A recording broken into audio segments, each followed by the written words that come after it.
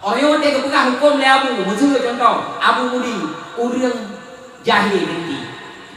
Yang menurut long Abu nya Hanafi, long. Entah apa juga. Nya menurut long Hanafi, cara long dalam memahami teks.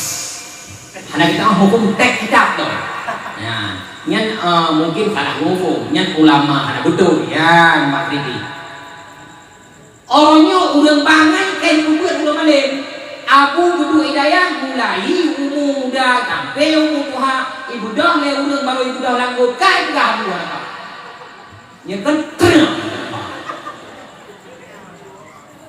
orang yang asik kana tunggu pegah hukum cikana menjahil agak kau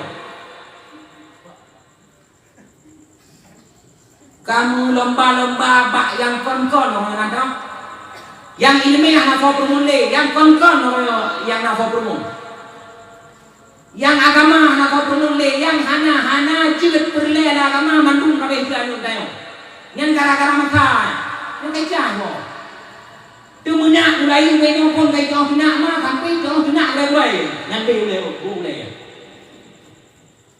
cuma di pahalo bahasa anjing anjay sebrak kali si agama tu menaknya orang kabudaya biasa kahek orang tu mana anaknya BBU kabeh dia tu orang yang maju-maju bayang kon awak teh kapungah bek nan anjir lagian dosa putra yo happy drog pakai drog pada drog maro pada drog puluhan drog HP ka oke pakai ka oke mak ka oke agama ada tahu ada supaya mai Lam Islam nak dilhom, sebab orang yang tak ingat tu, kak, yang kurang dengan kak, dek, yang kurang dengan dek, bek kan hon bahapa, dah jauh, panitia sorga, han dilhom yang kan buat tungku, buat nabi, nanti buat nabi, man ra'a minkum mungkar, so yang kalian mungkar. Fal yughayyirhu biyadih payah tegak mungkar dengan jarau tu sawa dayan tu pemimpin payah tegak mungkar baik fa in lam yastati' fa bi lisani han tanggup dengan jarau tegak dengan lidah tu sawanya tu tunggu maka tunggu be yo apa fa in lam yastati' fa bi qalbi han tanggup dengan lidah ngate wa adhafu iman yang paling limau iman maka wateng pegah le tunggu bek tapi nak tunggu hanya kepentingan pribadi pegahnya nanti si kai jauh tunggu kan hawa tu si ibana hawa tu pat ni yang hai payung kot pat si jauh kecuali dua boh mia tak higo mia patah higo higo mantang pa jangan kot tureng kot makin kerajaan